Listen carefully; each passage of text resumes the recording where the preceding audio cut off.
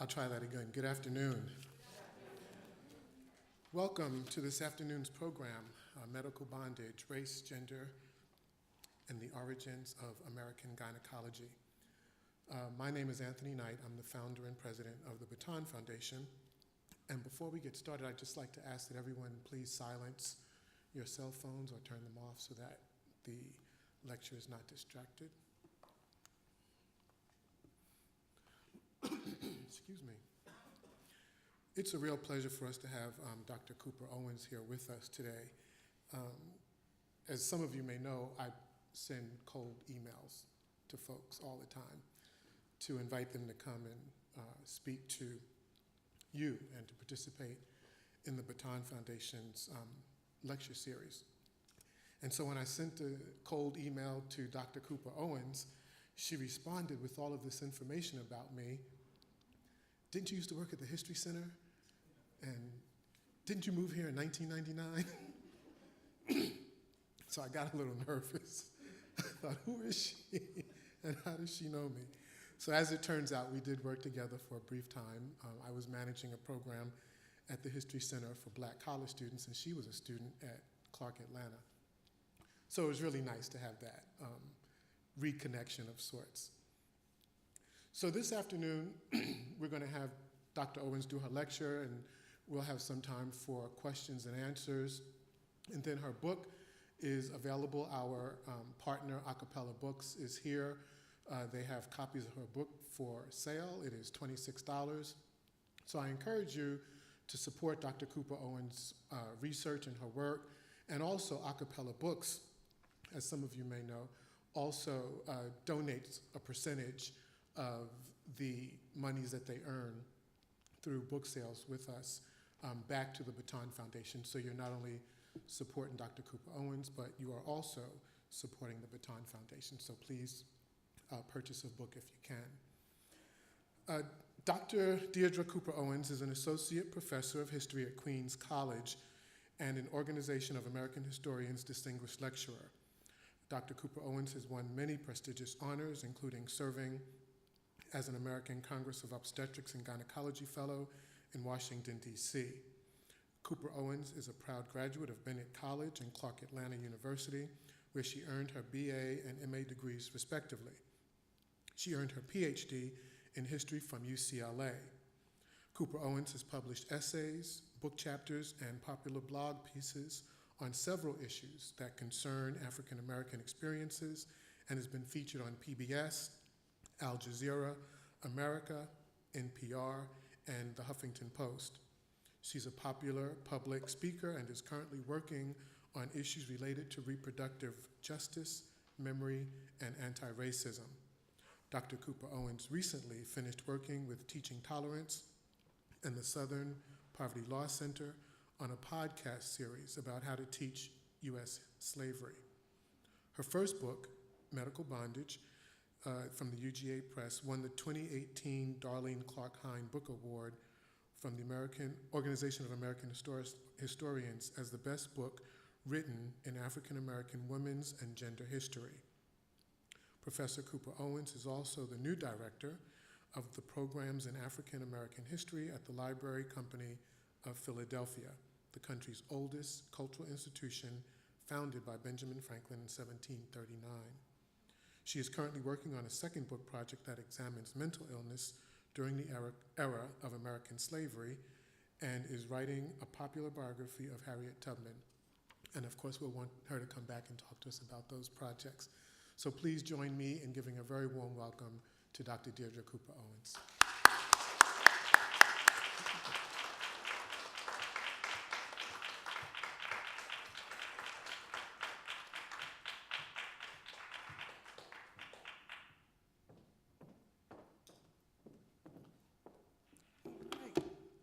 Switch this. All right, there we go. Thank you so much for coming out today. It's such a beautiful day in Atlanta, and it's also great to be home. I lived here for 5 years while I was attending Clark Atlanta, and I have such fond memories. And what Anthony Knight didn't tell you was as a graduate student at Clark Atlanta, I had gotten a job at the Atlanta History Center doing tours and also being a part-time receptionist. And I remember trying to figure out whether I wanted to go to a PhD program in history or make a career in museum studies. And so I was enamored with the Field of Factory exhibit at the Smithsonian and saw a name, Anthony Knight. So I thought, oh, great. I think this might be the same guy who works here.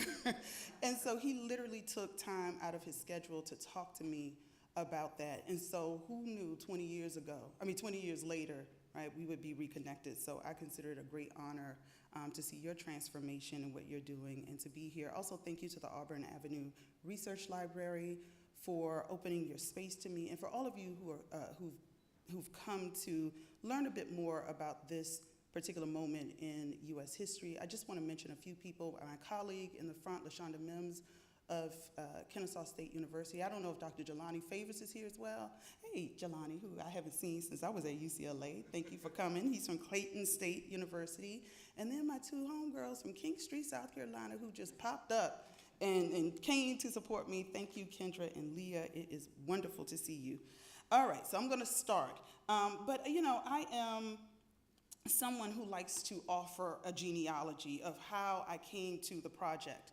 So I grew up partially in Washington, D.C.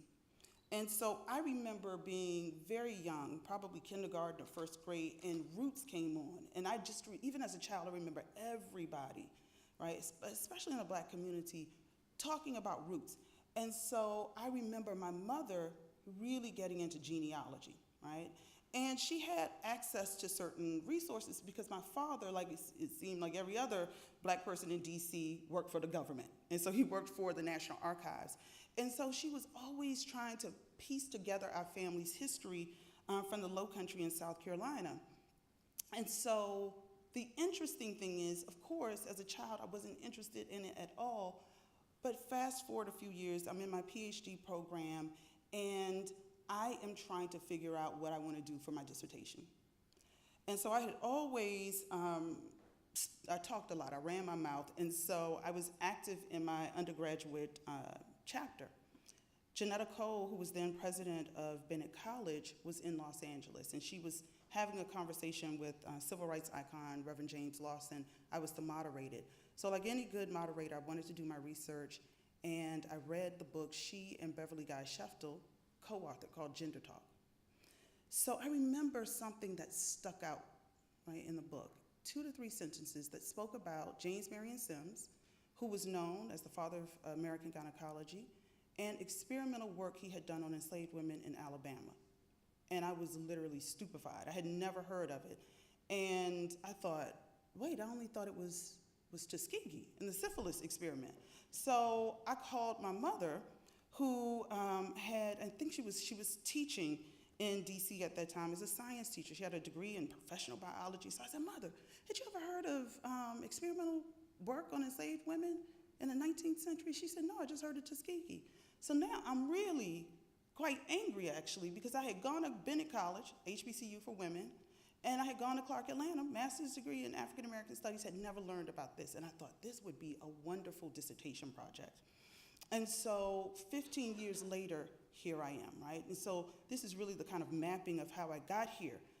The thing is, like everybody else, I'm writing my book, and I really want to center the historical lives of these patients. And so in my book, it's a comparative history between enslaved women and Irish immigrant women in the North. But something happens, right?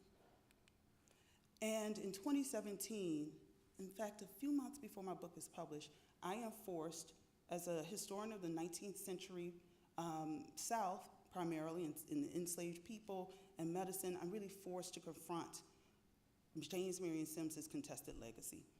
And so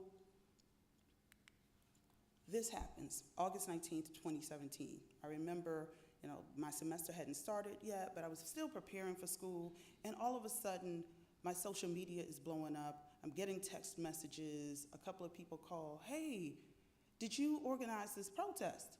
And I was like, what are you talking about?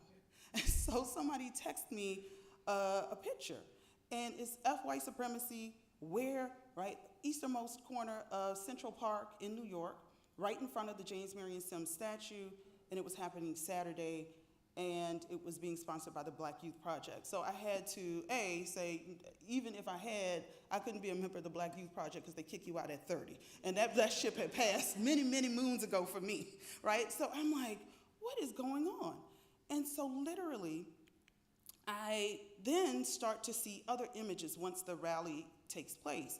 So the Black Youth Project, 100 members, orchestrated this protest, and it was done, as you can see, in memory of Anarcha Betsy, Lucy, and 11 other unnamed women, the mothers of modern gynecology. But what really put it on the map, and some of you might be familiar with this image, of 4 BYP 100 members who did a more symbolic, artistic protest of Sims. The woman in the head wrap, Jewel Cadet, who was the vice president of the BYP 100, was the person who organized this. And so literally my life changes. All of a sudden, my press, UGA Press, they contact me and they're like, hey, we're gonna ride this Sims wave, so we're going to release your book early, which almost never happens with academic presses, right? So they released my book 2 months early, and all of a sudden, instead of being a historian of US slavery and the history of medicine, I'm now the country's foremost expert on Sims. And nobody told me that, right? But that's how they were. They literally, these journalists are like, what do you think about the statue's removal? Should it stay? Should it go? And so I remembered at that moment I had an opportunity to actually teach as a historian and not necessarily play into the kind of sensationalism that happens in so many news broadcasts that we see. So I didn't play nice with the journalists. And I didn't really answer their questions because I like genealogy. So what I pointed them to was, although the Black Youth Project 100 had amplified this moment, the East Harlem Preservation Society had been doing that work around the Sims statue removal 10 years prior, right? And this was an organization founded by Marina Ortiz, who is to my far right, and Diane Collier, who was a local politician who lived in East Harlem, which is where the Sims statue was located. And so I then was, so almost a year later, April 17th, I remember it was a Tuesday, my phone starts to blow up again. And all of a sudden, people are texting me, emailing me. I, in fact, am feeling quite loved because it was my birthday. I was going to go teach. But they were not telling me happy birthday. They were like, so did you have anything to do with the removal of the statue? And I was like, no. So, my joke is always, James Marion Sims continues to haunt me because literally his statue was removed on my birthday. But what it was able, what this particular moment represented for me, and, I think the rest of the nation who was following this case, were a couple of things. Number one, people started to take the work of, and I'll just go back here, the work of Marina Ortiz and the East Harlem Preservation Society a little more seriously because we were living in a post-Charlottesville moment. So really throughout the South, you started to see these protests around around the region, particularly on college campuses, where college-age students were protesting the names of buildings that carried, the names of former Confederate officers or soldiers. And in Charlottesville, this really, this starts to boil over with Richard Spence's, I forget what it was called, like Take Back the Night or Fight for Our Rights or whatever it was, right? But he becomes the face of what he calls the alt-right, right? And these are people who, he and his supporters descend upon Charlottesville, Virginia, to protect Robert E. Lee's statue. And so there's a counter-protest, and unfortunately, one woman's life is lost, right? And so here you now have, in New York, right, oftentimes the North kind of sees itself as, clean hands, so to speak, from the kind of blot of racism that happened during the 19th century.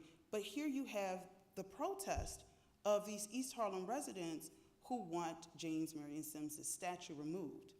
And so for me, I'm thinking, do we allow the coverage of this moment to just rest on whether a statue needs to be removed, or can I use this as a tool for education?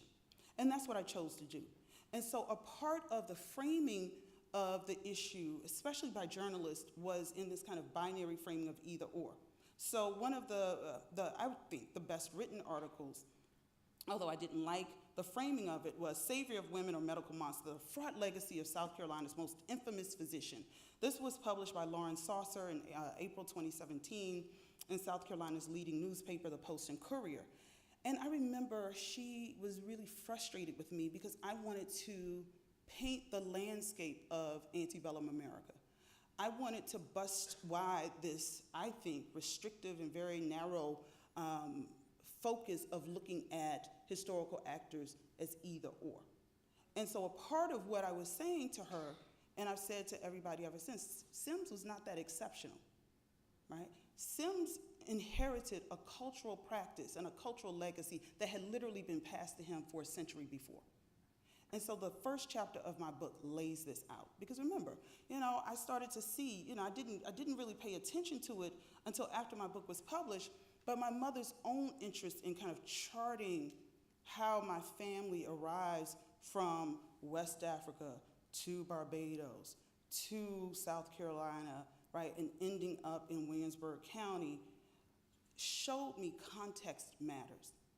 And so I was able to, in my first chapter, dispel this notion that somehow Sims was much more brutal than other white slave-owning physicians in the 19th century. And what I'm trying to show is that there was a pattern, right? That he inherits a cultural legacy and practice of how to treat, right, Black women's bodies, how to write about Black women's bodies, how to create a pedagogy or a teaching model for others, right, of how to think about Black women's bodies. And so I start with someone who wasn't rooted in the United States, but really sets the template for this practice. And this is Georges Cuvier, who was French-born. He was arguably the 18th century, early 19th century, one of the Western world's leading natural historians and men of science.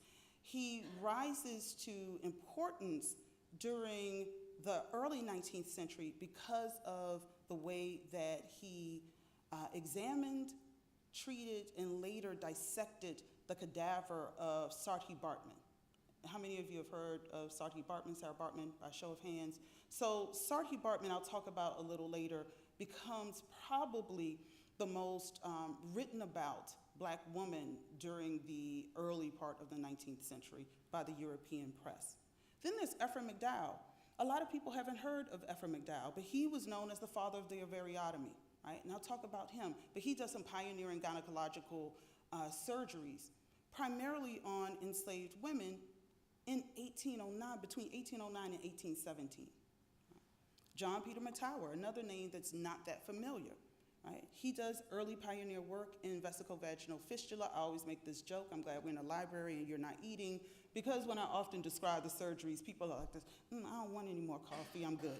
So I'll talk about that surgery a little later, but he also becomes known as the father of American plastic surgery.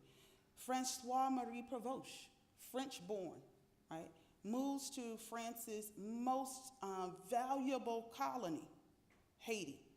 He begins experimental work on Haitian enslaved women to, in his words, perfect the C-section. There's a little thing that happens in 1804 that many of you might have heard of, the Haitian Revolution. So he has to skedaddle. He goes to that other French colony that made France a lot of money, Louisiana, continues his experimental work on enslaved women in Louisiana during the 1830s. And so I'm literally laying out for people a mapping or a genealogy that shows nothing Sims did was exceptional. Right? So let's start first with Saartjie Baartman. And Saartjie, I like to tell the story of Saartjie Baartman pre-arrival to Europe. Saartjie Baartman was a 17-year-old Khoi woman from South Africa. It's really important to note that she was Khoi because often we will have a kind of flat depiction of Africa, right? And so what I'm trying to share with people is she's a Khoi woman who lives in South Africa. And I remember Clark Atlanta allowed me the opportunity to do an internship there. South Africa borders the Indian Ocean, and I remember not knowing that until I went there. So this is a woman from South Africa, and the only large waterway that she knows is the Indian Ocean. Now she's about to get married. And she's doing what most people do when they're about to get married, right? In 21st century, young people call it turning up, getting lit. She's having a bachelorette party. It's a community affair. Now, this is where I gladly embrace the label revisionist history. And I know that people throw that around as some kind of pejorative, but I'm like, some of the history actually does need to be revised because it was inaccurate. So the old history says this 17-year-old woman whose name is Saartjie Baartman, that is not a Khoi-derived name, that's a Dutch name, because South Africa at that time had been colonized by the Dutch. Supposedly, the 17-year-old woman who's about to get married decides to go with 2 English men on a boat across a continent to end up on the other side of a continent to an ocean she had never heard of. And in fact, she didn't speak English. That's just not true. She was captured, right? Who leaves after a celebration with their party, their family and their community, and they're about to get married, willingly to go on a ship with men she doesn't know and she can't speak the language, to go to a place that she's never heard of, right? So she's captured. At 17, she's brought to England. She is made by these 2 men who own her. She's made to dance. She's made to perform kind of circus tricks with animals. She's typically scantily clad, or she's made to wear flesh-colored clothing. And Saartjie Baartman literally becomes this kind of object of fascination, but also repulsion in English society. She is taken at Piccadilly Square and really becomes this kind of celebrity, right? Because she's seen as an oddity, as a freak of nature. And so 2 years pass, she kind of, people lose interest in her, and then Saartjie Baartman shows up in France, in Paris. By this point, her life had really taken a downward spiral, right? As you can imagine, she had really been forced to do sex work. She becomes a heavy drinker. She has a number of sexually transmitted diseases, and she's just in her early 20s at this point. So she comes under the observation, I call it, because it's not really care. She comes under the observation of Georges Cuvier, who is the director of the National Museum of Paris. And she is, just as she was in England, in London, she is made to stay in a menagerie. And a menagerie is where plants and animals are kept. All right, so she's made to stay in this space that's not really meant for human habitation. And Cuvier is really interested in one thing, right? Because for him, Saartjie Baartman, she represents this kind of missing link between human beings and primates, right? He's trying to make sense of this woman. He sees her as distinctively different biologically than white people, that perhaps, right, as a Hottentot, a derivative name for Black people from South Africa, that she represents this missing link maybe between humans and primates. And so he wants to investigate her genitalia to see if she has what he calls a Hottentot hood, right? That just means does she have an elongated labia? Is there something different about her body? And so I use this illustration not to objectify Saartjie Baartman, but to show the ways in which she was being written about and she was being made legible to a European audience. And so you literally see behind her a French soldier who is so, enamored of her buttocks that he's reaching out, right? An exclamation. There's a woman who's crouched at her knees trying to discover, is there a difference? Is there something that's markedly different about this woman's body? There's another soldier who is trying to look under the clothing that covers her genitalia. And then there's a man, right, over to my far right who has a monocle, who's really trying to tighten the gaze, right, so that her image becomes enlarged for him. And so Sarhi Baartman really becomes the exemplar or the model for how men of science and later medicine begin to write about Black bodies using the reigning ideologies, right, around race of the day. So what happens with Baartman, she dies, unfortunately, at the age of 25 or 26. So Cuvier, he skins her, he removes her skeleton, he puts it on display. He takes her brain, he preserves it, and he puts it in a jar. He cuts out her genitalia, he preserves it, he puts it in a jar, and it is displayed in the National Museum of Paris until 1974. Her remains aren't sent back to South Africa until the 21st century, after a very contentious battle between France and South Africa, because France's contention is, well, will you have the facilities to properly house this woman's skeleton? And they're like, we want to bury our ancestor. And might I add, y'all lost the woman's genitalia and brains in 1974. That's the only reason it wasn't on display. It was lost. The museum lost them, right? So this, is a way for me to start to show a pattern that emerges, that there is an economic and also an educative value in how Black women are being treated, particularly as gynecology begins to emerge, right? Especially in America.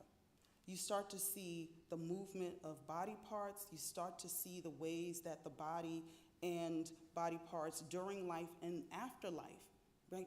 They start to become teaching tools, right? They sometimes serve as medical curiosities.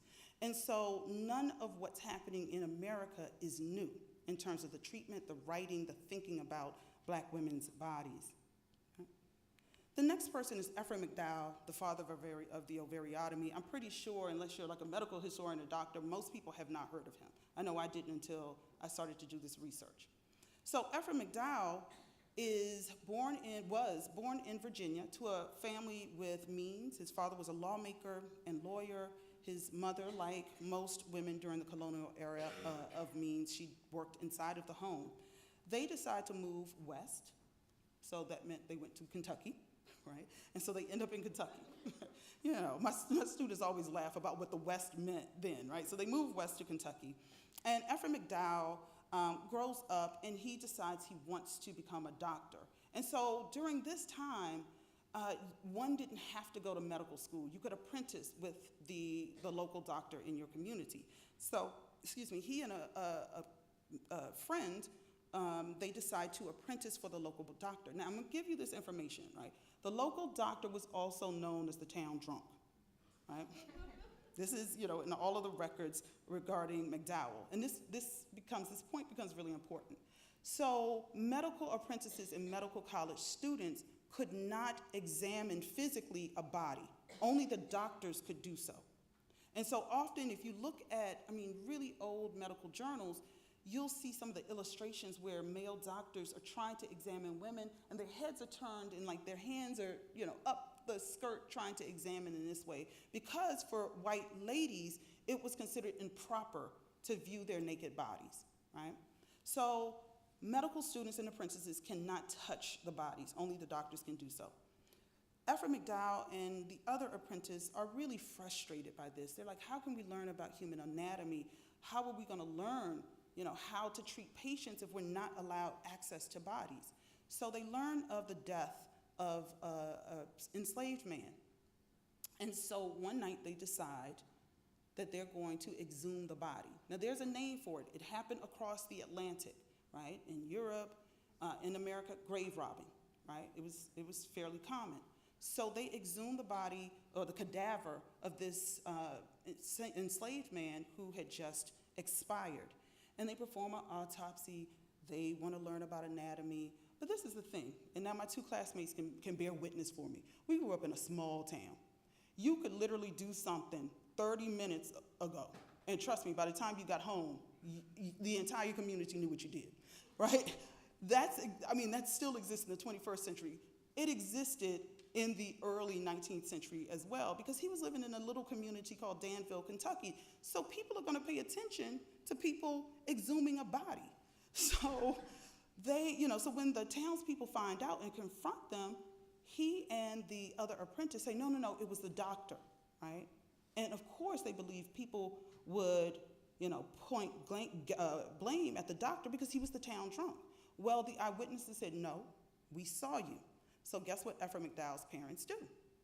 They send him off to Edinburgh, Scotland, arguably the world's best medical school, or the Western world's best medical school. He doesn't finish the entire course of study, but he gets enough information and he comes back to Kentucky and he sets up shop. So a white woman, Mary Todd Crawford, comes to him in extreme agony, as he writes. Her belly is distended, and so McDowell thinks she's pregnant and she's just having complications with her pregnancy, and she assures him, I don't think I'm pregnant. And so after some examination, he guesses that perhaps she has a diseased ovary, right? A tumorous ovary. And so he says to her, now this is important, it's 1808, he says, I might have to operate. This might not seem odd to us today. One of the surest ways you could die in the 19th century was to be operated on, right? These people don't know about germ theory, nothing, right? And so you cut someone open, they could bleed out, they could go into shock. And so in desperation, Mrs. Todd Crawford and her husband agree. The townspeople find out about this because Danville is a small community. Now they remember old grave Robin McDowell. So they're like, no, you are not gonna cut this woman open. You're a butcher. And so she is in such pain that she and her husband, Ephraim McDowell, concocts a plan, and he says to Mrs. Todd Crawford and her husband, why don't you come to my home, which also serves as the hospital, early Christmas morning, and I'll perform the surgery. And they agree. So they come early in the morning, and of course it's Christmas. People are either going to be in church, at homes, communing with their families. Amazingly, Mrs. Todd Crawford lives. He performs a surgery that's about 19, 20 minutes. He removes a tumor from her ovary that's over 20 pounds. This woman lives for another 3.5 decades, which is absolutely amazing, and it becomes the first recorded abdominal surgery that is successful. So you would think Dr. McDowell will write about this and publish it, and it will put America on the map, because until this time, America was pretty static in terms of medical progress. I mean, there really was no medical progress. The same ways that people had treated others, 200 years before, 500 years before, were the same ways they had been treating people in the early 19th century. So all of a sudden, this happens in Danville, Kentucky, a little backwoods place that nobody had heard of. But McDowell doesn't publish it. He goes out to collect cases of other women who have, quote unquote, diseased ovaries. All of those cases are of, as he writes, negresses. And what we know from the record, it's a little fuzzy. Maybe one or two of those 5 women were free, but most were enslaved. And so he conducts an experiment that lasts for a number of years, and by 1817, he publishes an article. And I'm just going to read a bit about what he publishes and how people respond to him. So Dr. McDowell waited nearly a decade before he published the groundbreaking article that described his successful ovariotomy procedure. It was called 3 Cases of Extirpation of Diseased Ovaries. After the article's publication, McDowell's peers derided him. European doctors were the most vocal in their criticism of him because American medicine was still in its infancy and static or unchanging, and had not produced any trailblazing doctors. One of the leading critics, British surgeon James Johnson of the London Medical Chirurgical Review, called McDowell, and these are his words, a backwoods Kentuckian. Dr. Johnson wrote, right, direct quote, all of the women operated upon in Kentucky except one were negresses, and they will bear cutting with nearly, if not quite as much impunity as dogs and rabbits. our wonder is lessened, right? Since they understood that Black women's propensity to handle pain was effortless. Now, this takes me back to some of the critiques of Sims. And this is where I sit in a really precarious situation that I'll explain a little later. Here I am, particularly in New York, right? Remember, they're telling me I'm the country's foremost historian on Sims, although I didn't know I was, right? That's what they're telling me. And I'm on panels with people who are righteously angry about the experimental surgery that went on with enslaved women. And they're saying, he didn't use anesthesia. He butchered these women. And I'm having to say, wait, let's contextualize what this means, right? And I understand the body that I'm housed in. Here I am, a Black woman who writes about slavery, who writes about the history of medicine. And in my contextualization, people might read this as, is she a Sims apologist? So what I'm trying to say in the role of the historian, context is important. No, so this is the thing with facts. The fact is he didn't use anesthesia, because if he had used anesthesia, these women would have been unconscious. You don't know if they would have been alive or dead, and they could have bled out. So this is why doctors, before Sims and even after Sims, right, they would often say the operation lasted 17 minutes or 22 minutes. The best way for you to know as a doctor during this moment that your patient was alive was for the patient to scream, struggle, resist, to show some form of life. And so, now does this mean that Sims didn't embrace the racial ideology that was informed by the science of the day that Black people didn't experience pain? Of course he believed it, because that was the only scientific knowledge that was out there about Black people's propensity to manage pain. Once again, he's not exceptional. He is literally following a cultural heritage that had already been established well before he begins his experimental surgeries on enslaved women, right? So Ephraim McDowell, in this article, in his work, is derided by physicians throughout the Western world who see him as a quack, and they say, in fact, of course these women would live. You know, most of these negresses would live. We all know that they don't experience pain, especially when it comes to reproductive ailments, right? So just to provide some context. Next, we have John Peter Matawa, a pioneer in obstetrical fistula surgery. All right, so this is where I always tell people don't eat or don't drink. So I'm gonna drink my water right before I start to tell you. All right, so John Peter Matawa, like McDowell, born in Virginia, family of means.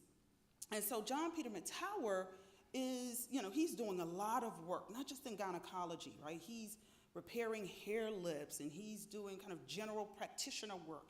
And so how he enters the gynecological, history books is the pioneering gynecological work on obstetrical fistula. That's what we would call it today. Most people have heard of obstetrical fistula in the 21st century because of Oprah, right? Oprah did a special on these women in Ethiopia because there's a fistula hospital in the capital. And so that's how most people kind of hear this word, fistula, oh, the fistula hospital. But it was a really common ailment or condition, particularly until the 19th century when these men started to do this experimental work to cure it, as they would say. So John Peter Matawa has two women that he experiments on. One is a white woman, rather young, 19 or 20, and the other experimental patient is an enslaved woman about the same age. And so John Peter Matawa, using the most current medical knowledge about fistula surgery, decides he's going to suture them using silk, right? Because that was pretty normal. Now, what is he suturing and why is he doing this technique? So what happens with a protracted or very long delivery is it could last for days. I'm not talking about, 8 hours or 12 hours. I'm talking about days. So the fetus that is trying to come out, right, to live outside of the womb is stuck. And the body just cannot expel it. And so what happens is you're trying to push the fetus out, there's friction, right? And the friction creates a fistula or a hole. The hole can be microscopic, right, like a pinprick, or it could be gaping. Now what that exposes, and here's a biology lesson for those who may not remember from school, it exposes the vesicle or the bladder. So guess what fills up in that vaginal vault? Urine. If there's tearing during this process that extends to the anus, there's also incontinence that happens there too. So this is very common for women, right? And there are all kinds of things that can happen, right? You can gain infections because if it's, the fistula are gaping, they're large, you're constantly either urinating or defecating on yourself. The stench is unbearable. So often these women are ostracized. They're removed from their communities. If they're enslaved, as you can imagine, enslaved women are also reproductive laborers, where literally the reproductive process equals economic value in the institution of slavery. These women's economic value is decreased, and they often suffer from, as 19th century folk called it, melancholia, right? Today we would say depression. So is it deadly? No. Is it debilitating? Yes. Does it affect all women? Yes. So John Peter Matawa experiments on this enslaved patient and this white woman. The white woman is cured. The silk sutures work. And she is literally within the span of a few weeks, she is healed. The enslaved woman is not. And so he extends the experiment, as he says, for 8 trials.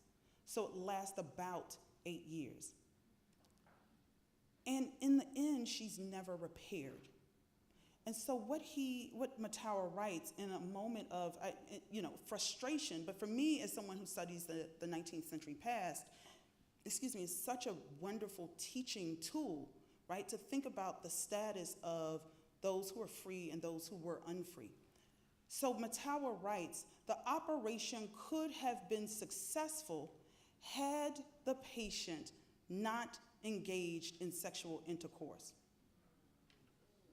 So I'm like, sir, Matawa, now you know you own slaves. You know enslaved women couldn't just say, not tonight, dear. They have no agency or autonomy, right? Particularly, you didn't go to the enslaved woman and say, hey, can I experiment on you? You went to her owner because she was legally considered chattel property. And so what you're doing in this transaction with the owner is saying, I want to repair your damaged property so that her reproductive capabilities are restored.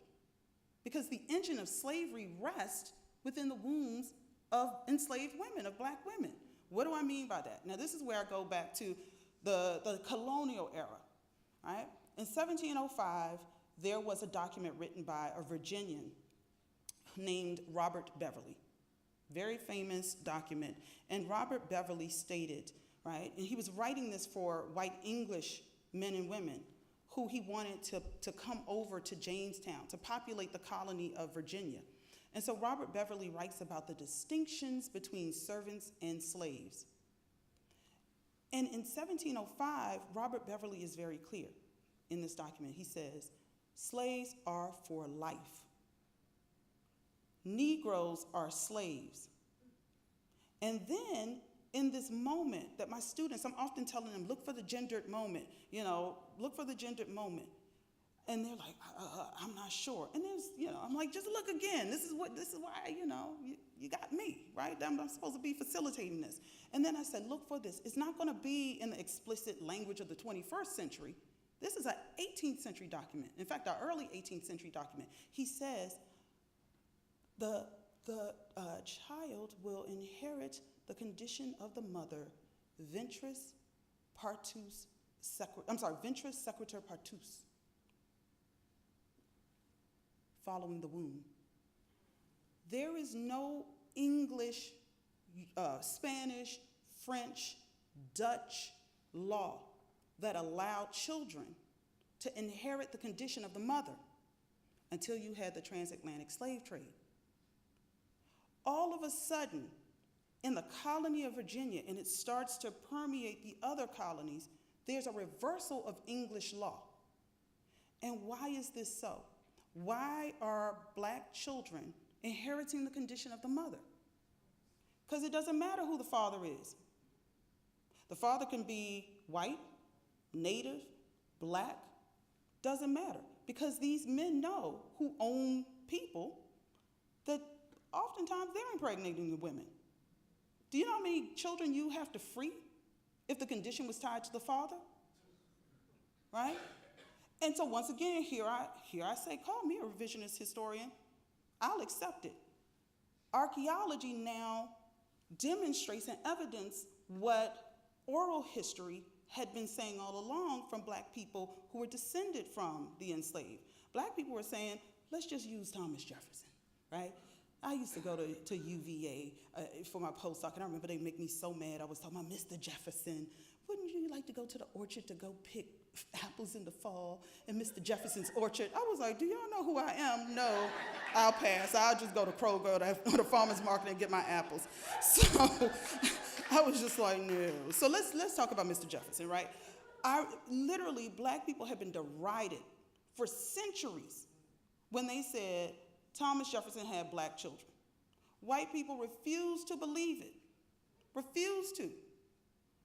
And so, literally, Thomas Jefferson's, if you look at the archives, Thomas Jefferson peers would often write about his relationship with, and these are their words, oh, yellow Sally, yellow Sal, right? So here you had these black historians, and even Thomas Jefferson's peers from the era, stating this man had this sexual relationship with this woman that he owned, and she bore him children.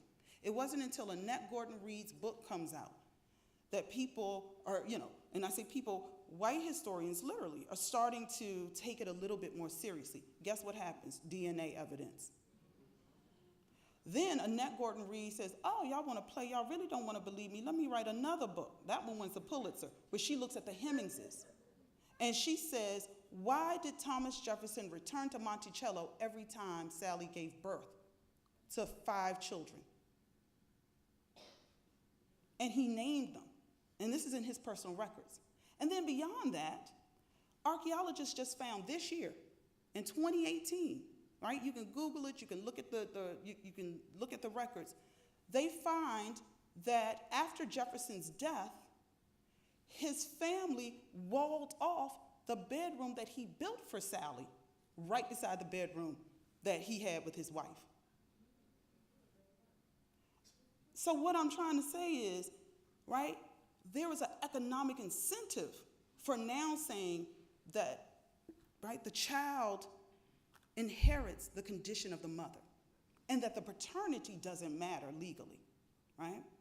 So once again, let's go back to some of the criticisms of Sims, right? And I remember having an activist being really angry with me saying this because she was like, and he mangled these women, he butchered them. I'm like, wait, I'm not saying they didn't experience pain with surgery. It's surgery without anesthesia. But Sims is entering into a legal contract with the owners to repair the reproductive capabilities. The one thing you're not going to want to do as a slave owner is butcher the engine that perpetuates slavery and your wealth, right?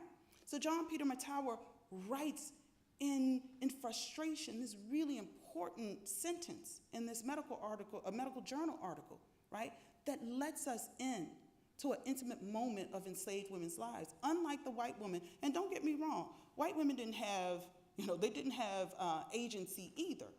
But as a free person, she had a bit more agency to not engage in sex during that experimental trial where she could heal. The enslaved woman could not, right? And so she was not healed of this condition.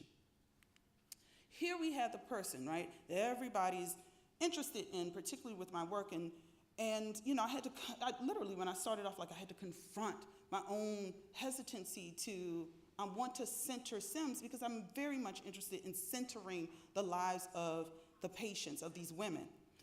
So Sims, who's known as the father of American gynecology, I remember a wiki page said that Deirdre Cooper Owens coined that. No, Deirdre Cooper Owens did not. his peers did this after he died, right? So Sims becomes really famous around the 1840s, right, for this experimental work. Sims was born, unlike the other doctors I mentioned, in upstate South Carolina, and he was born to more humble beginnings. And so Sims decides, against the wishes of his father, to become a doctor. And even though this is, really, we can't believe it, right? There's this moment where sometimes people are like, what? To become a doctor during the, kind of the early part of the antebellum era was seen as someone, intentionally entering quackery, right? So Sims goes against the wishes of his father to become a doctor. He attends the medical school in South Carolina. He is dissatisfied because, much like McDowell, he's not able to actually touch the patients to really learn about the human body and how to treat these conditions. So, like many Southern men, he has two options. He can either go to a medical school in the North, because by 1840, there were only 7 medical schools in the South, or he could go to Europe. And remember, he wasn't born into a wealthy family, so he goes to Philadelphia to the Jefferson Medical College. And after he graduates, he sets up shop in his hometown of Lancaster.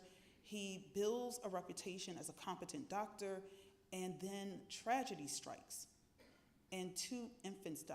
In fact, they're 2 Negro infants.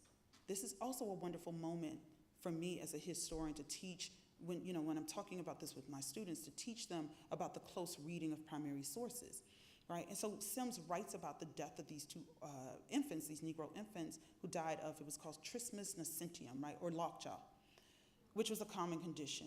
And the community literally withdraws support. And he means the entire community in Lancaster. This is his hometown.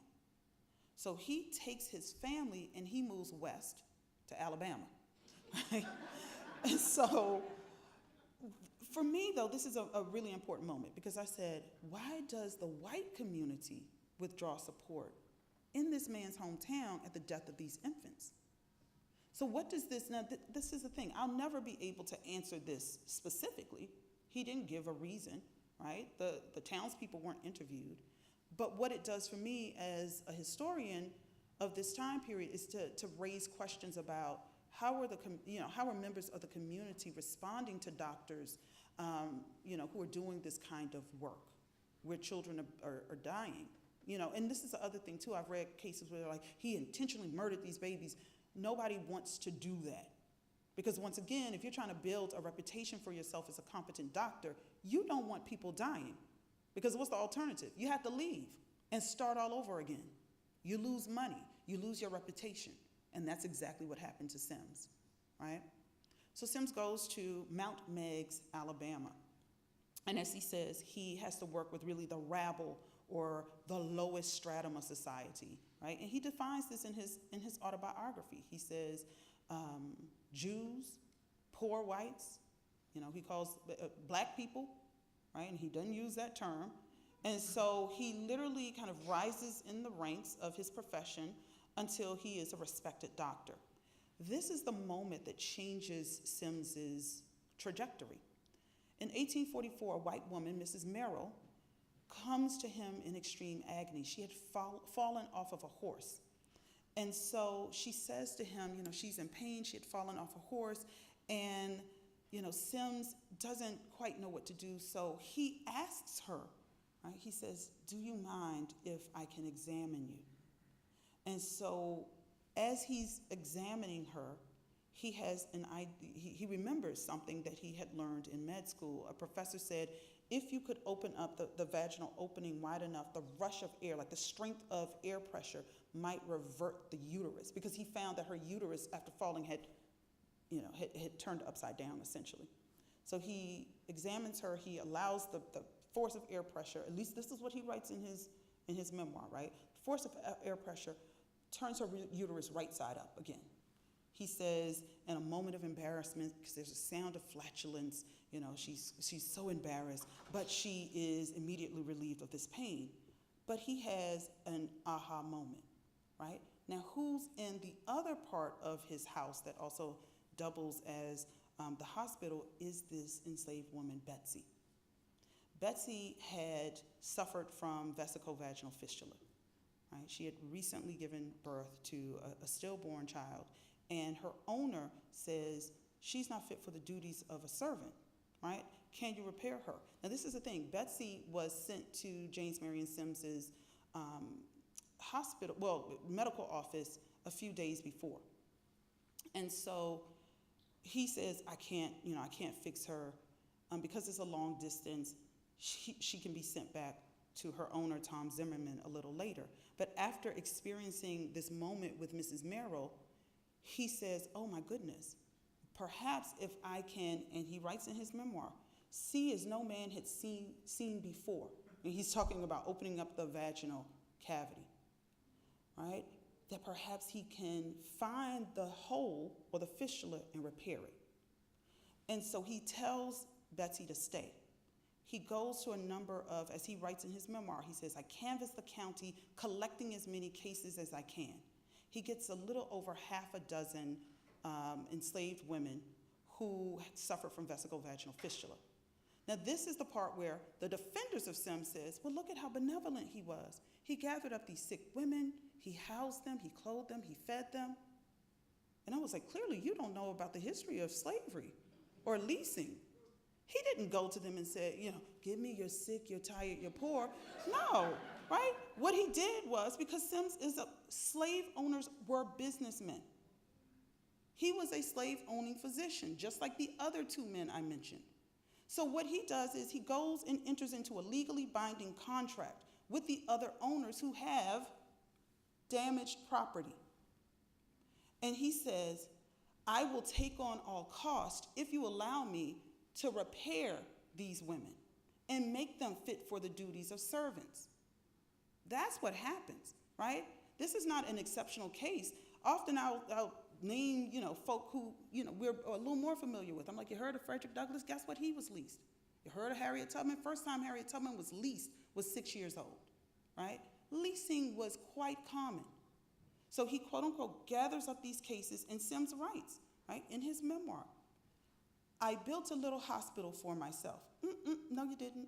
Your slaves built a little hospital for you, right? But he builds a little hospital for himself, and for 5 years, he literally experiments. He's constantly trying to figure out how he can, in the words of the 19th century, right, fix these women who are suffering from vesicovaginal fistula. So this is the hospital, right? Now, obviously, pictures, we didn't have cameras in the 1840s. So this is a picture taken of that hospital in Mount Meigs in 1895, so a few decades later. And this is after Sims's death. But what you can see, and I know it's pixelated, but what you can see is in the corner, I hope you can still hear me, I'll talk loudly, a little black child here. You see a black woman bent over, washing, and a black man sitting on the porch, right? So the interesting thing about this hospital, after Sims moves to New York in the 1850s, he sells it to one of the surgical assistants who had assisted him during the experimental trial, Nathan Bozeman, right? So this is a hospital that was built, and he conducts the pioneering gynecological surgeries there for a little bit before he moves to Montgomery, Alabama.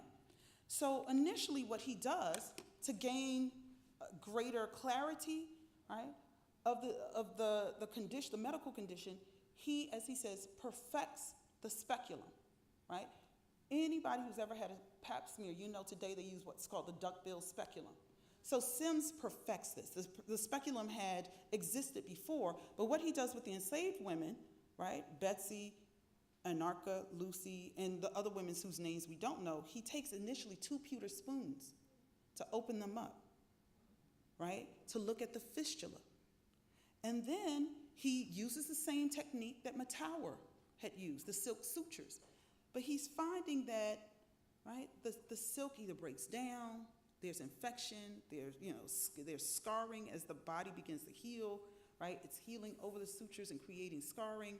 And so after 2.5 years, as Sims recounts, in his memoir, he says the community had withdrawn support, where they were enthusiastic before, right? They had attended the public operations of these women, and after about 2.5, 3 years, they withdraw support.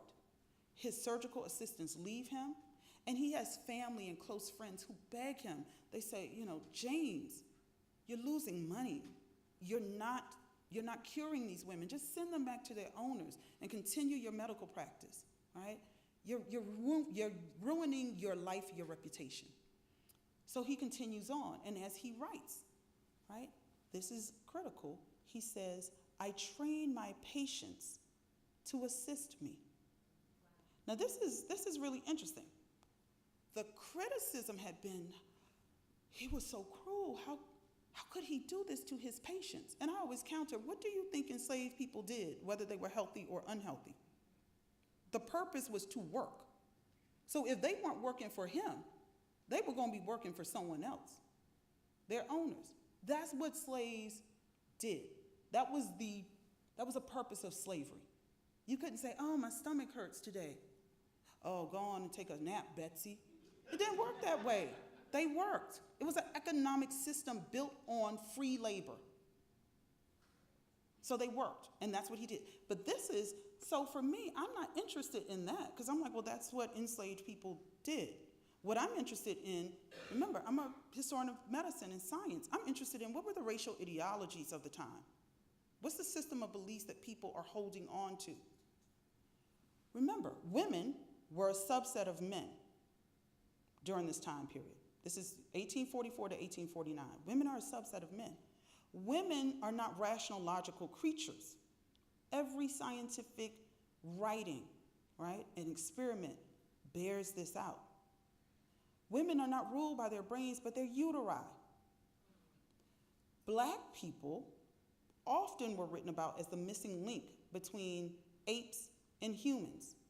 This had been ongoing not just since Cuvier, but remember Mr. Jefferson, who I mentioned before, in his only published piece of writing, Notes on the State of Virginia, in Query 14, the most, for people who study slavery and the history of race relations in this country, Query 14 is really an important section of that book, because he literally says about black women, the reason that black people look the way that they do, and he's talking about West African black people, basically people like me, right?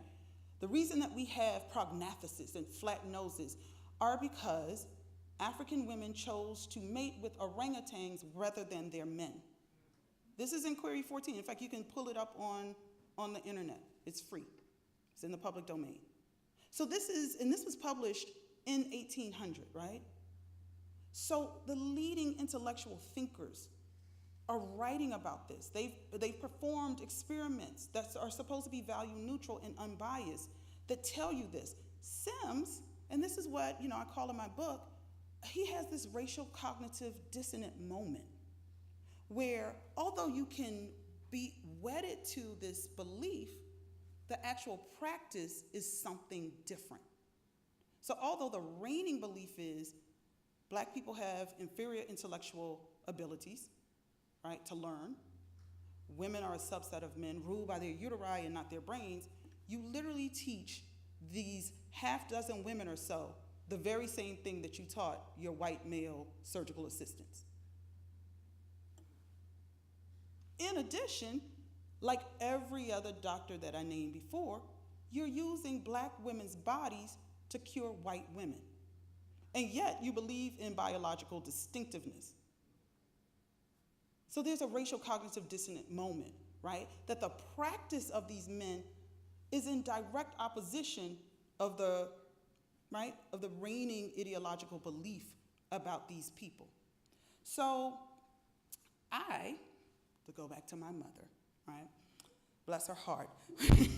She would always beg me when I was in grad school, and I would always go to either South Carolina or DC because I lived in LA, so I always wanted to do my research near my family. So she begs me, my nickname is Dee Dee. Dee Dee, let me go to the archives. I know how to do this research. So I'm like, Mother, okay, fine. You look for this one. I'm going to look at this little stack. So we're in the archives, and I remember having this eureka moment.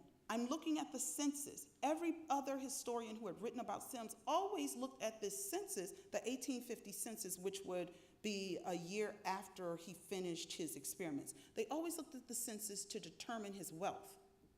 This is where I say, bring your own lived experiences with you to the archives, because you never know what it might do in helping you to reread an old source.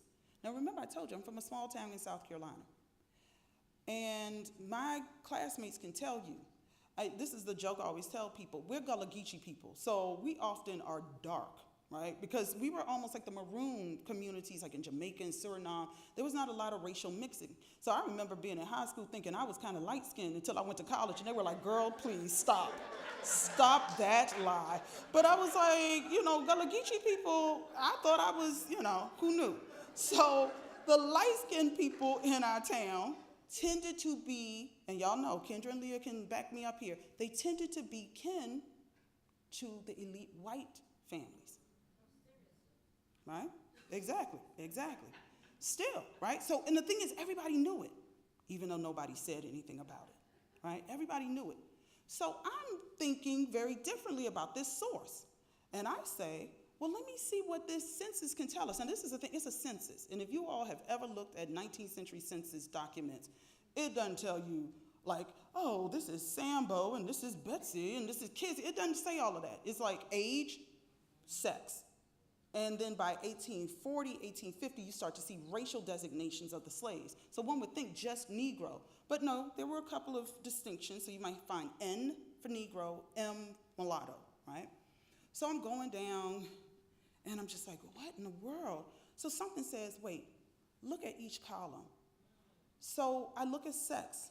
I said, well, how many men live on this slave farm? Because Sims is not some big plantation owner. He is not Thomas Jefferson or George Washington, right? Remember, he's leasing some of these enslaved people. So he was a very middling, slave owner. He didn't have a lot of people that he owned. So these are also leased people. So they say 17. I'm like, okay, 17. 5 of them are male. All of the males are 12 years or younger. So that literally, cuts out the fact that these boys could be the fathers. That lets me at least surmise, make an educated guess, they're probably the children of these women. So now I'm trying to see who are the other children who are there. About 2 other children who are girls. The youngest is 2 years old. I said, okay. So then I look at the ages of the women. And so this leads us to Sims's statement that he says a little over half a dozen. So I said, okay, so it's about 8-ish women, one can surmise, who are of childbearing age. There are about 2 who are a little older. So I said, okay. Now I'm looking at racial designation. Negro, Negro, Negro, Negro, Negro. And really it's N, M, N. Wait a minute. This is a small town. So you mean to tell me out of these 17 enslaved people, one is so markedly different that the census taker marks this little girl, who was the youngest person, 2 years old, as mulatto. And now I am like screaming in the archives because I found something, because I read the sources differently. I took my own experiences with me into the archives, which, and this is, I'm gonna digress here for a moment. When black people and women people and poor people and other people of color started to enter into the profession of history in the late 60s, all of a sudden we were seen as unobjective when it came to studying the quote-unquote black past. And I always have to remind people, I was born in 1972, not 1772. I wasn't born in the age of slavery. So how is it that I'm somehow not objective? That doesn't make sense, right? So I'm saying I'm pushing past this objectivity argument that says you can't bring your experiences in. In fact, I'm glad I did. Now, what that means is I don't lose the tools of historical training that I have. I still understand methodology and the historiography and all of those things, but what it allowed me to do is review this old document with a new set of eyes, right? Where I'm not focused on Sims's wealth, I'm actually focused on the patients, right? So I see this, and let me tell you, I talk a lot. It was hard to keep that little mulatto girl a secret. But I had to ask now, was Sims really the father of American gynecology? In a way that's different than what we're saying. Guess what a census can't tell us? Paternity. But what it does allow me to do is use his language in his memoir against that census document. And now I'm saying, wait a minute, if this little girl was born, she was 2 years old, That meant her mother was impregnated during the experimental trial.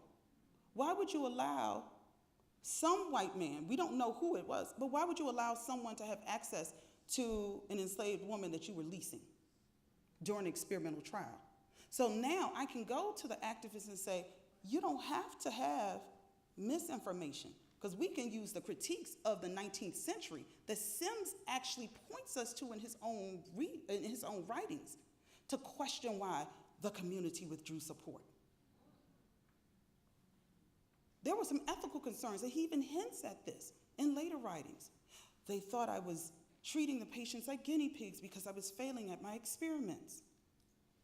Or it could have been, once again, I don't know this, I can only raise questions. Were they somehow upset that one of your enslaved women got pregnant and bore a mulatto child?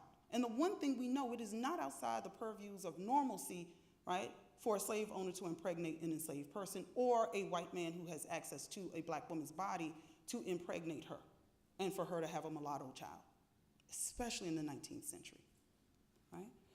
So Sims finishes the experimental phase of these women, and according to his writings, they are cured by 1849. He sends them back to their owners, and by 1852, 3 years later, he writes his groundbreaking article on vesicovaginal fistula, where he details his experimental work on these women.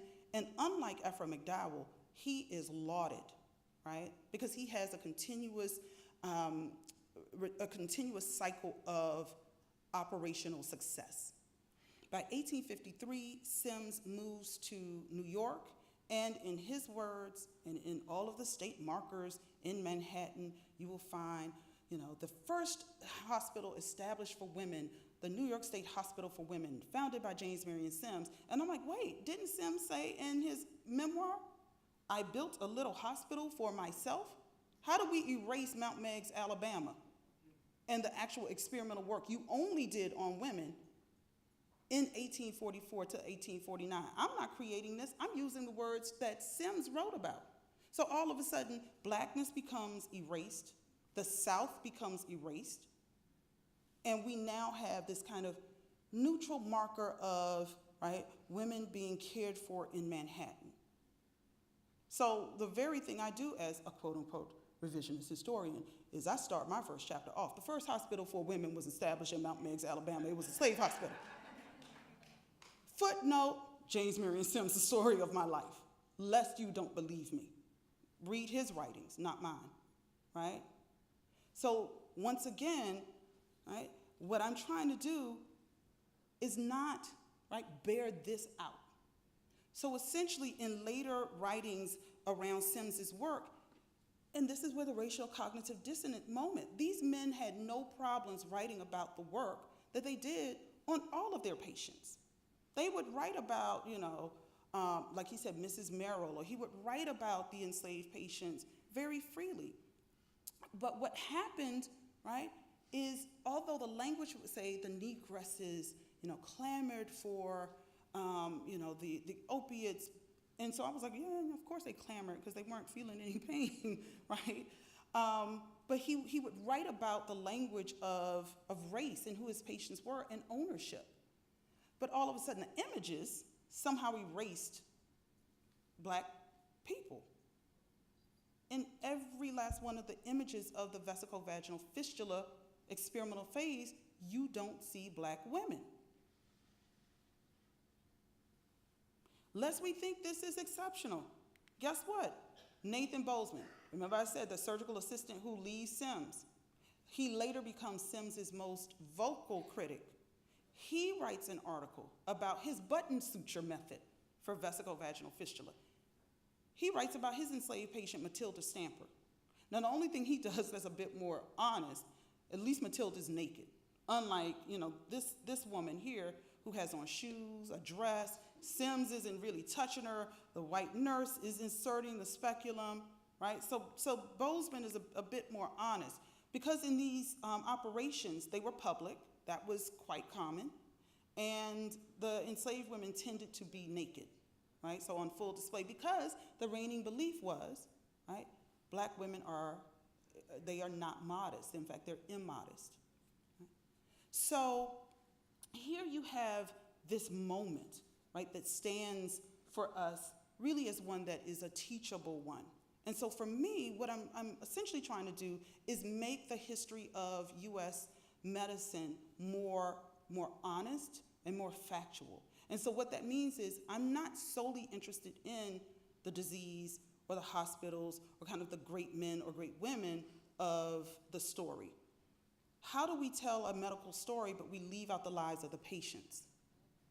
And so this is why, if I can circle back, right, to the moment where the journalists were asking me about the removal of the statue, and I really refused to play that game with them, right? Because I needed them to know what you're trying to do is exceptionalize someone who was doing what everybody else had been doing. There was nothing exceptional about what he had done in terms of his treatment of his patients. Nothing, right? And so, I often end these kinds of talks by emphasizing when we have fuller, more complete histories with precise and accurate information, right, we don't have to deal with these kinds of erasures, right? You can see all the working parts. And so I'd like to end by reading just a little bit about this kind of practice, right, that was happening with these doctors and the illustrations that began to emerge about their writings. Gynecological surgeons during the early and mid-19th century were neither exceptionally cruel nor sadistic physicians who enjoyed butchering Black women's bodies, as some have argued, and I think I've laid that out. They were elite white men who lived in an era where scientific racism flourished. Ideas about Black inferiority were established and widely believed as the underlying assumption held about Black people. Black women were a vulnerable population that doctors used because of easier accessibility to their bodies. Further, the value of Black women's reproductive labor demanded that it be fixed when it was seen as broken by those who depended upon their labor. As elite medical men like James Marion Sims and his colleagues met the demands of clinical practice and those of clinical investigation, they were confronted with the challenges of observing Black women's lives, most of whom were mothers, that existed somewhere between humanity and science. So I thank you for coming and supporting me. I look forward to your questions, your comments, your critiques, and so thank you very much.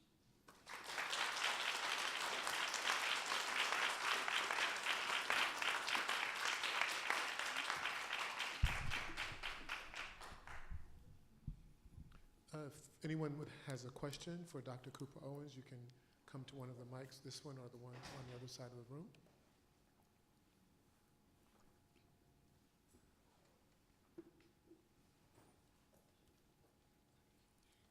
Hi. Hi, how are you? Do you feel like with all the research you've done, and recently just even some of the stuff that I've seen in the media with how Black women are actually being treated, as far as especially reproductive issues and them dying is such a high percentage. Do you feel like there can be at some point where these ideologies will go away? Because I feel like I know it started back then and it was a part of the culture, but now it seems as if it's so ingrained because the percentage and some of the numbers I've just been seeing is kind of, it's ridiculous. Yeah, that's thank you for that, and it's important. As someone who studies the 19th century, there was a safety, I have to be honest, with talking about dead people, because I didn't necessarily have to be in a crossfire, right? And most people, I'm not saying all, but I think the majority of people would agree, slavery, horrible moral stain and drain on this country's history. And all of a sudden, in not just a post-Charlottesville moment, but also in this moment of reproductive injustice that's really happening with Black women, I had to confront how does this 19th century story resonate for a 21st century audience, and move myself out of the kind of safety of saying, oh, I only write about dead people. And so I had to take up the mantle of educating myself more so about reproductive justice. So what becomes really sad for me is the very thing you said. The racial ideologies have continued since the late 18th century until the 21st century. So it seems like I'm picking on UVA, and I'm not, but you know, they shouldn't be doing what they're doing in certain ways. They conducted a study that ended in 2014 on the ideas, the racial ideas of their medical students and their residents. And essentially it was about Black and white people. So in this study that was published in 2016, there were articles about it. You can Google it. You can find the study online. UVA researchers found in their own medical college and hospital, medical students and residents still believed in the biological distinctiveness of Black and white people. Every one of us, right, if somebody has, needs a kidney and they look different from me, if I'm a match, I can give it to them, right? And they know this, but the racial cognitive dissonant moment is you can know these things scientifically and yet still practice, right, an ideology that says Black and white people are racially distinctive.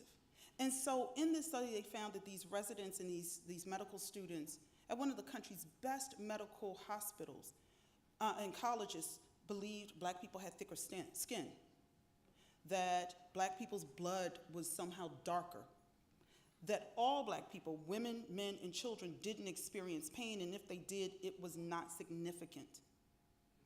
And this has been borne out in other high-ranking institutions. So what I'm trying to do now is with the work of OBGYNs like Karen Scott. She's a Black woman who is an OBGYN. She was so frustrated with the medical racism that really flourished in her industry. She decided to get a master's in public health.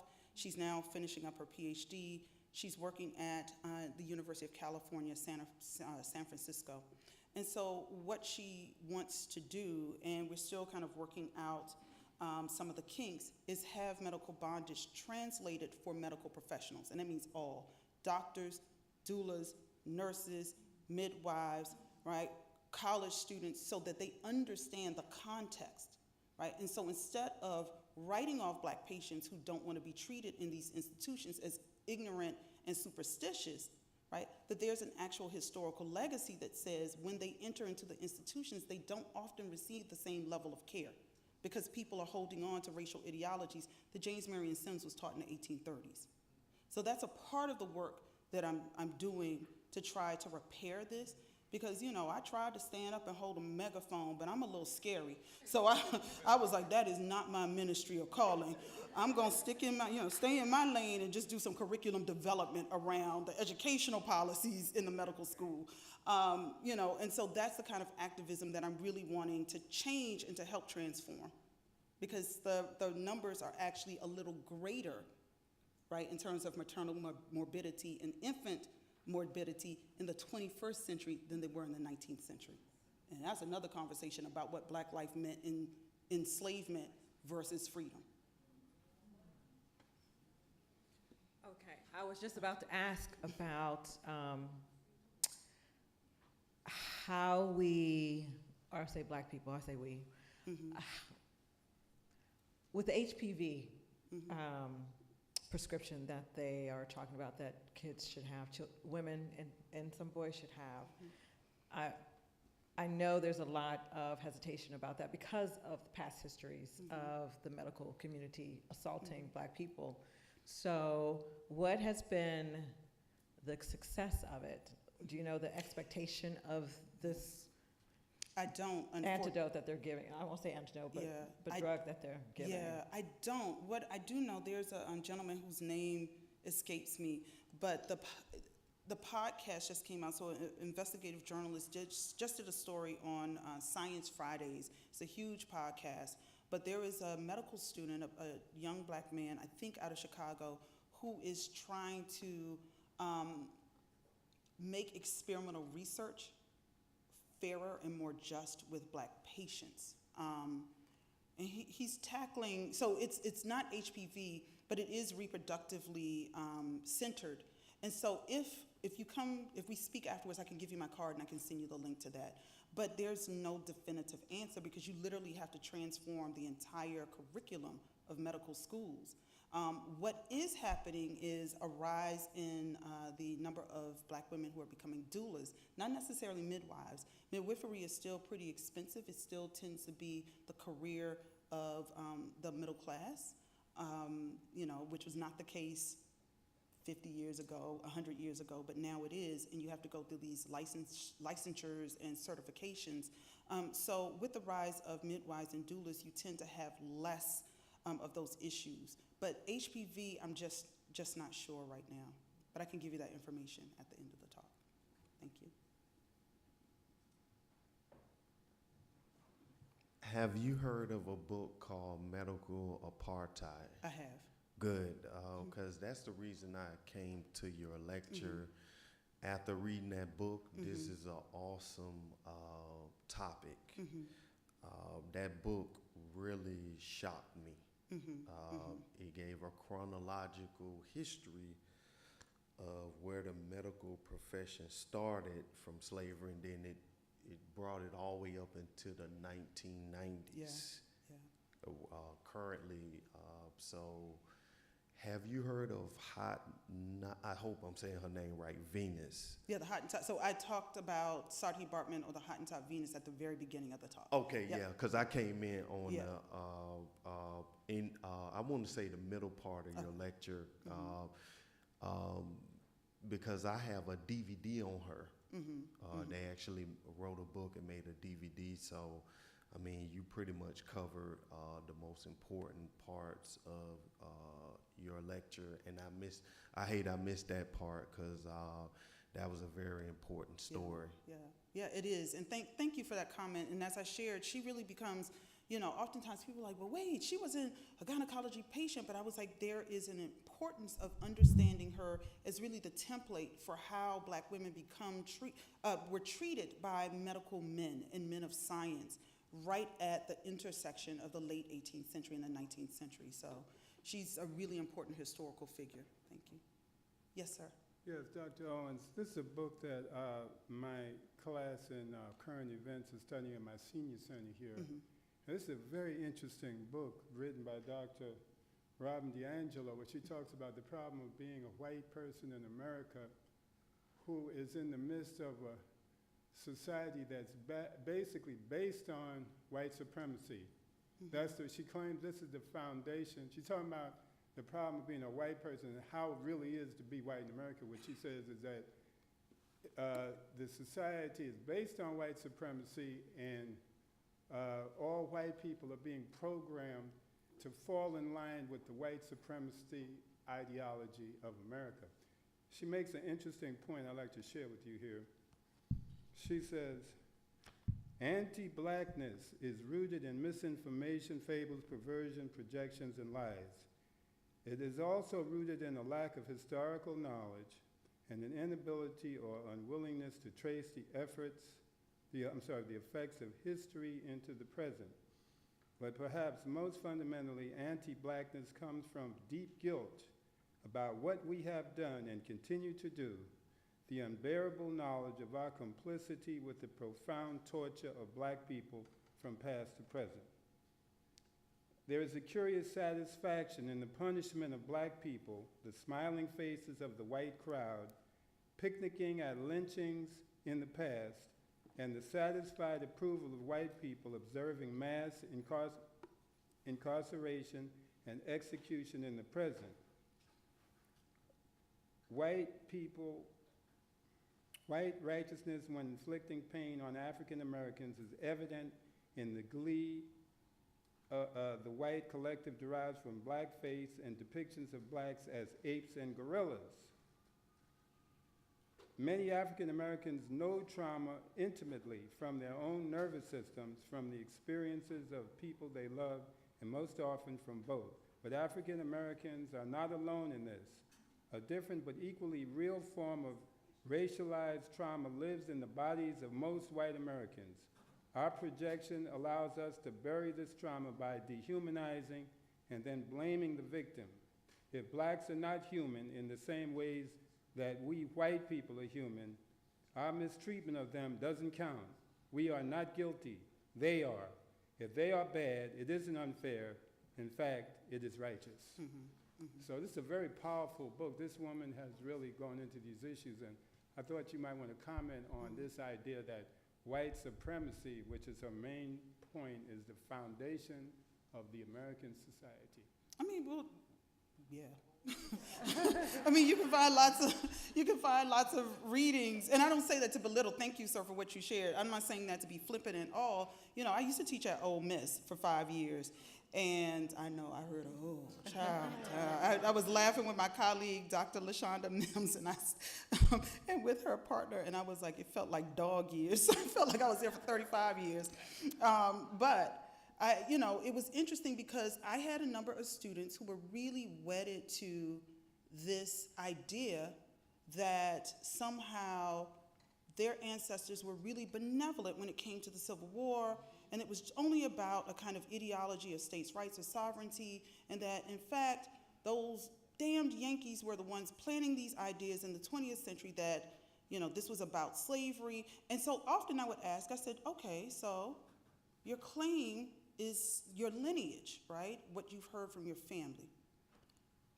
My ancestors had been in the colony of South Carolina since the 18th century.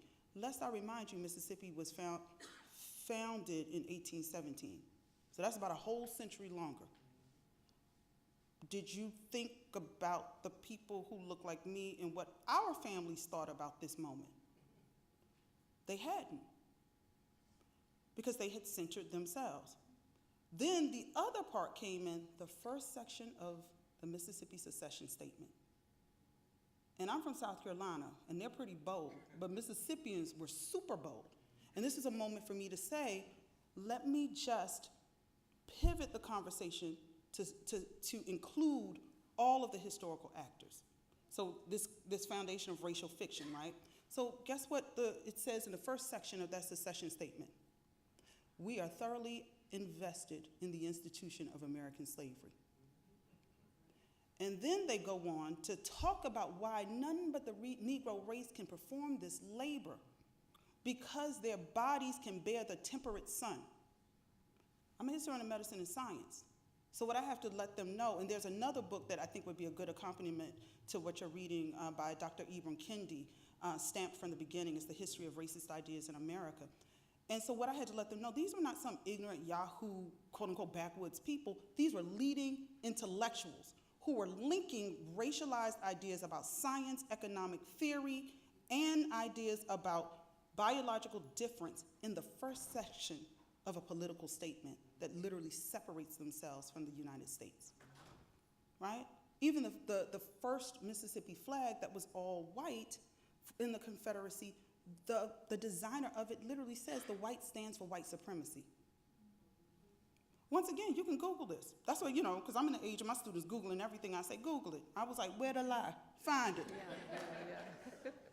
Right? So once again, right, I'm thankful that she's writing a book to, kind of people within her community, but I think these are things that, history has borne out, and when we start to see that it's based on racial fictions, and you start to integrate, right, what actually happened. So for me, I'm not recreating the story, I'm simply inserting the historical actors. In my case, Black people in the South who were enslaved, and in the North, poor white immigrants, the Irish. I'm simply saying these are the people who helped to pioneer the history, right? So I'm trying to erase the fictions based on this idea of supremacy, because their practices go against the idea that they're actually, kind of promulgating, right? If you're using Black people to cure white people, but you're still saying there are biological differences, you're standing on shaky sand, right? Thank you. Yes, ma'am. Hi. Hi. As a corollary to your book, did you also include Henrietta Lacks, the experimentations done on Ms. Lacks and the HeLa cells? I did not, and it's only because, let me tell y'all, for those who are not in the academy, when you write your first book, you're trying to get tenure. Right? So the political stuff is good. I'm like, I'm writing this for my people, but I also need a job, right? Because New York is expensive. I got bills. So I was also trying to get tenure. So I'm also a 19th century historian who literally deals in slavery. However, I did do something different. And so I'll share a bit of autobiography here. Most history books do not include autobiography because you're taught to be objective. Remember, I'm saying I'm trying to fight against this notion of objectivity. And so I could not have known when I began this as a dissertation project in 2005 or 6, I would never have known that in 2015, in 2016, when I was finishing up the book, that I would be undergoing IVF. If you had told me that, I wouldn't have believed it. So here I am, finishing the book, but also undergoing IVF. And it's largely because when I moved to New York, I was originally living in Manhattan, and I was very intentional. I make jokes about Ole Miss, and I have wonderful colleagues and great friends there, but living in Oxford was really tough for me. I'm married to, my joke is, he's the whitest black man you'll see. And this might, so for the young people, you might not have heard of Walter White, but he looks like Walter White, who had blonde hair and blue eyes, but he sounds like Barry White. So, and people are always like, where did y'all meet? I'm like, Clark, Atlanta. How? And then I'll say, well, his daddy was a Panther. What? I was like, I know he looked like a white man, but he's a black man. So, Mississippi had been hard because we didn't look like we matched. I'll just say that. And so we moved to New York. We're living in Manhattan originally, and I go to this black woman doctor because I was very intentional. I was just like, I had been beaten up in that space. I wanted to be in affirming spaces, so I found a black woman doctor. And I remember she asked me during a well woman's exam, she said, have you ever been pregnant? I said, no. And she said, how long have you been with your husband? Now, this was 2015. I said, 15 years? She was like, wait. In 15 years, you've never been pregnant? I was like, no. But I'm saying, well, we had always been grad students, or I was like, child, I wasn't trying to have a beige baby in Mississippi. I was like, so no, And so she says, I think you should get checked out. Me, in my kind of humor, I said, girl, please. And, I hate to be crass, but you all know. I said, my period comes on every month. I'm good. She was like, Deirdre, I really think you should get checked out. So I get on a waiting list. Nobody told me that in Manhattan you had to get on a waiting list for everything. I get on a waiting list to see a world-renowned fertility specialist. And then I start running into the first woman who answered the question about this reproductive justice issue. Reproductive justice is never about choice. It's always about access. So New York didn't allow people who didn't have a certain kind of insurance access to fertility treatments. The only thing it allowed was diagnostic testing, and that's only if you met the criteria of certain insurance companies. I work for the CUNY system, and I wasn't paying health insurance because we're a union. We're part of a union. So I'm freaking out at this point because even though I'm on the waiting list, I don't have the right insurance. I don't have access. So now I'm like, oh my gosh, I've always been a talker, and I remember meeting the head of HR at Queens College, and she was a sister, and I was shocked because her name was Casey Martinez. I guess people are shocked I'm Deirdre Cooper Owens and I'm not Irish. So I'm like, girl, what are you doing here? I wasn't expecting you. So we built up a friendship, and I remember in a panic, I said, Casey, I don't have the right insurance, and I'm trying to have a baby, and so she was like, girl, I'll retroactively put you on the list. So I get on the list. Now I go from paying nothing to $736 a month. I did mention I lived in New York and it was expensive. And at that time, my husband was an adjunct. What that essentially means is he was a temp, an academic temp. So I'm like, oh my God, how are we gonna afford this? So we get on, I go to this doctor on the Upper East Side where the fictional George and Wheezy live. And so I'm literally probably the poorest person in the office. And I'm the only woman in a kind of hetero relationship who doesn't have her male partner with her. So because he had to go to work. So I finally get seen, and I remember these questions about are you married? And I'm thinking, nobody told me you had to be married to have a child. And so I was like, yeah, but, so I'm answering the questions, and then they say, okay, we're gonna do these diagnostic tests. I then find out that I have a stenotic cervix. Had never heard of that. Essentially, that meant I might have been born with the opening of my cervix closed or it could have just closed on its own. The other two ways that you get it are sexually transmitted diseases or surgery. So mine was closed. So I'm told I have to have a cervical dilation to open it. Now, I have never had a child, so I'm calling every mother I know, my sister, my mother, my friends. What is a cervical dilation? Of course, they all do what every person who has given birth, they say, well, girl, when I was 10 millimeters, I'm like, a baby's not coming out. I need to know this. Is it painful? Well, and so there's nothing you can YouTube or Google that will explain for you, right, to help make legible what you're going to go through. So I remember the day before the nurses call, and she says, make sure you take a Motrin. The doctor says, take a Motrin. It's not going to really be painful. I said, okay, take a Motrin. I go in. There is a dialer, which is essentially a metal rod with a metal brush. He uses that duckbill speculum. He pulls my cervix, and I can feel this. And he inserts the dialer with the metal brush and bores a hole into my cervix. I scream, in a way that in my then 43 years, I had never experienced that kind of pain. And it was so painful, I remember I couldn't cry because it was that painful. And so he says, oh, I'm so sorry, I didn't know it would be so painful for you. The nurse looked at me the entire time I was screaming as if she had this, like if she could pick me up and throw me out of the room. And I just remember, what's going on? So they said, keep your legs elevated for 15 minutes and then meet us over at the other hospital, which is across the street, so we can perform the HSG. But nobody came in after 15 minutes. And so here I am, now having to literally be a nurse. I get myself up. I have to wash myself. I have to find out where pads are. I have to dispose of the bed sheets, the paper sheets. I call my husband as I'm walking, and this is the other thing too. I have to teach in 2 hours. I called my husband as I'm walking, and he was like, you don't sound well. And I was like, I don't know what just happened, but I'm supposed to be going for the HSG. I literally can't process it. I go into the building, derobe, go back on the table, and there's a black nurse there. And I forget her name, but I will never forget. She saw me, and she saw I was in distress. And she does the thing you're supposed to do with patients. She started to stroke me, right? She gave me human contact. She started to rub my face. And she was like, it's going to be okay. She starts talking and trying to take my mind off of it. Now, HSG is the diagnostic test that determines if there's something basically wrong, right? So they insert dye through this catheter and the dye essentially informs them via the x-ray machine or the monitor whether there are issues. So my cervix was so inflamed and enlarged that he couldn't insert the catheter. And I remember she's asking me, well, the doctor is telling me, oh, he says you're writing a book. And I'm like, yeah, screaming, yeah.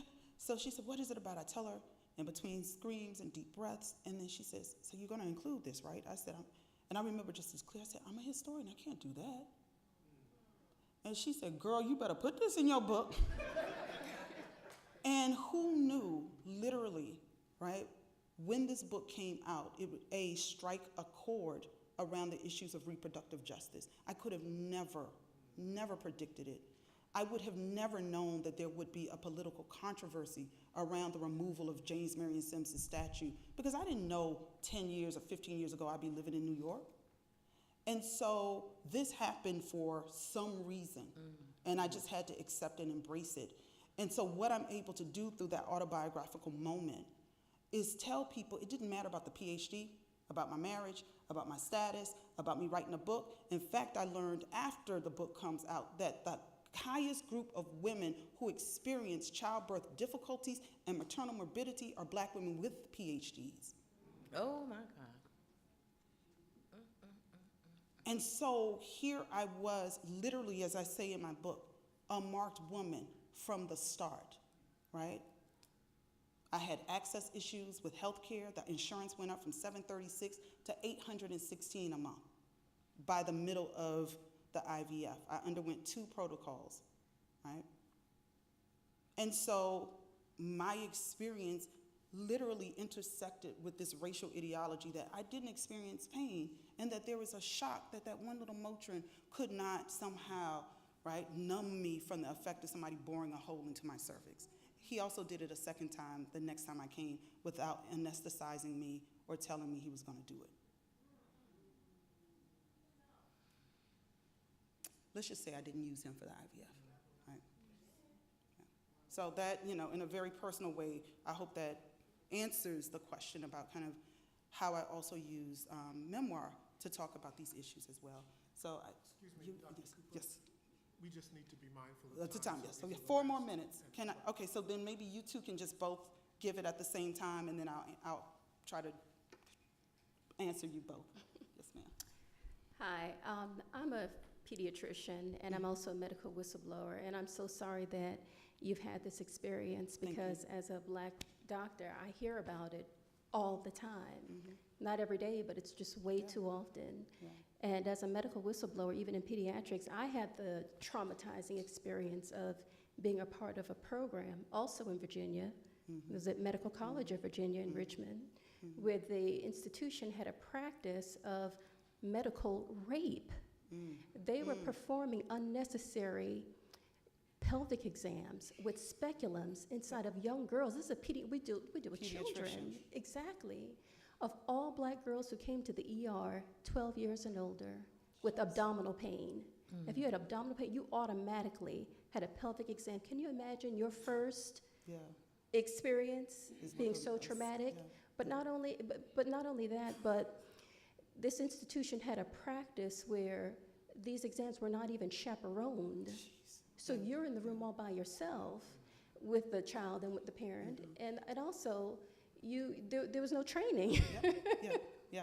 As if you're supposed to just read a book and know how to do this, and know it's ridiculous. And also what's even worse is that, you know, there are no patient protection. So even if you did try to report on it, which I did, you will be retaliated That's right. against.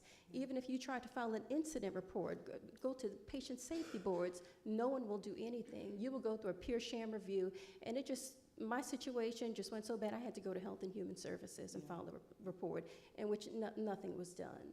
So I don't know, what do we do? Let's talk, because there is a NICU nurse. She's a midwife and a doula, a wealthy white woman who I literally met with a few days before I came here. As she says, I am using my privilege to be a whistleblower. I will put you in contact, because the amount of research this woman has done at the hospital where she's working, I still haven't processed it. So I'm going to put you all together, because this is the kind of advocacy work that's needed from medical professionals. So please see me after. I will. and can Thank give you. Thank you for sharing that. Yes, ma'am. I think my last comment is just going to be, I just say thank you to you. And I say that because as I was listening to you, Thank you. as I was listening to you, I always listen with a very critical air in all the levels that I'm hearing something from. I actually sat there and wondered, how could you be so passionate and inform us in the way that you did about the fistula and that kind of thing? I couldn't see you being attached to that in the way that you were, and the capacity that you showed as you were speaking about it. It's not until you told your personal story that I connected to two. Like you say, from the beginning, we all have a purpose, and you didn't know that was your purpose in being here. That's what your purpose was. Thank you. For me, as a woman in my 70s, now all my doctors are females. I make it a point that they be females, not that they're all right. And I try to get people of color, Yeah. even my dentist.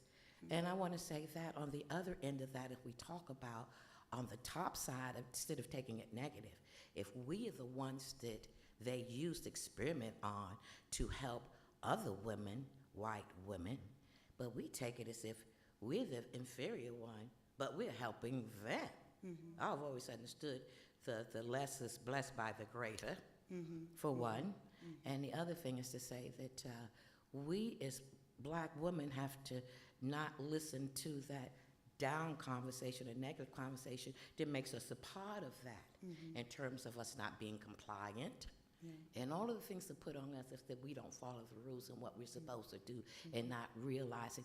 We even talk about it's all relative, the economics is tied into it to keep us at that low economic scale, so we can't afford the things that get to the point that we'll understand the things so much better. Like you said, when you had to go in and you didn't have enough money, and look at all the work you've done, how far you've gone up, the ladder and honed all of these fine talents that you have. It's no accident. It's all purposely done. And once we begin to understand that as people of color, then we're going to be much further along. And like you also explained, I didn't know that in doing your, trying to get tenured, that it can't be personal. That's right. I heard that today. Tenured, it can't be personal. But I'm glad I was here to hear your personal side of it. Thank Go you. on and get your Thank tenure. you. She almost made me mess up my perfectly applied makeup. I was like, I'm not going to ugly cry. Thank you, sister. Thank you. Hello, Dr. Cooper Hello. Owens. I mean, first of all, I just have to say thank you for the academic and personal labor of love that you have done. Thank you. It's incredible. And I'm not going to take up a lot of time, but I really just want to say thank you because there's so much talk about, I'll just kind of deviate, like in the medical community, the oncology community, there's this big push for, we need to get diversity in clinical trials, and there's such a push for that. And some people are under the assumption that, Tuskegee was, that happened, but people are kind of over that. And just, this is like uncovering like this whole like culture of experimentation, of exploitation, for the benefit of some. I mean, really, I just want to say thank you, because I'm going to pass this book on for a couple of people. Thank you so much. And be like, you need to read this. When you were talking about this push for clinical trials, you need to read this to understand some of this context. And if you don't, you might as well just sit down. Yeah. But thank you. Thank you. Thank you. Thank you all so much. I think Anthony Knight is coming up.